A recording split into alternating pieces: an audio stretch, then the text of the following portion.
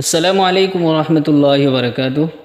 সম্মানিত ভাই বোনেরা, আজকে আমি এমন গুরুত্বপূর্ণ একটি বিষয় নিয়ে কথা বলবো। দেখুন, এমন একটি ভুল আছে যে ভুলের কারণে আমাদের ভালো কাজটা মন্দ হয়ে যায়, আর সেজন্য দায়ী আমরাই। তাই হতে পারে আপনারা জানেন না, তো আমি যে বিষয়টা জানি সেটা অবশ্যই আপনাদের কাছে শেয়ার করি। তো বিষয়টা হলো, দেখুন, আমরা কিন্তু স্বপ্নের মাধ্যমে অনেক কিছু দেখি।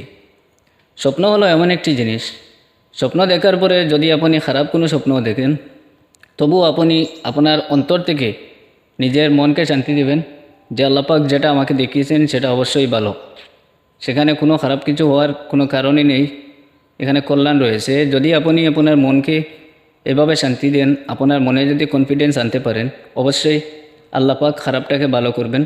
আর যদি খারাপ স্বপ্ন দেখে আপনি সবসময় চিন্তায় পড়েন, আল্লাহ পাকের কাছে সাহায্য না চান, যার তার কাছে গিয়ে বলে দেন, মনে রাখবেন খারাপটা খারাপই হবে।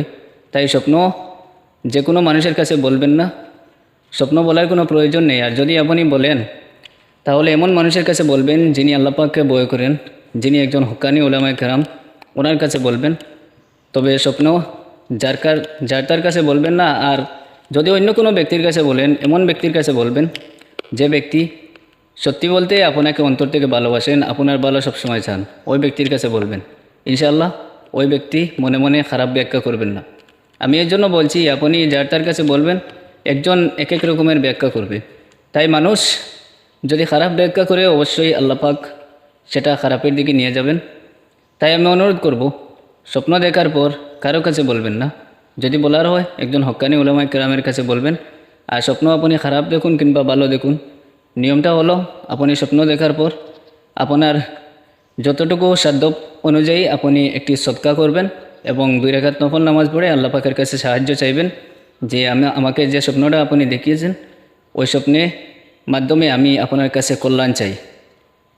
এই দোয়া আল্লাহ পাকের কাছে সবসময় করবেন। আর বিশেষ করে ভুলেও কারো কাছে স্বপ্নটা বলবেন না। আশা করি কথাগুলো বুঝতে পেরেছেন। আজকের মতো এখানেই রইল।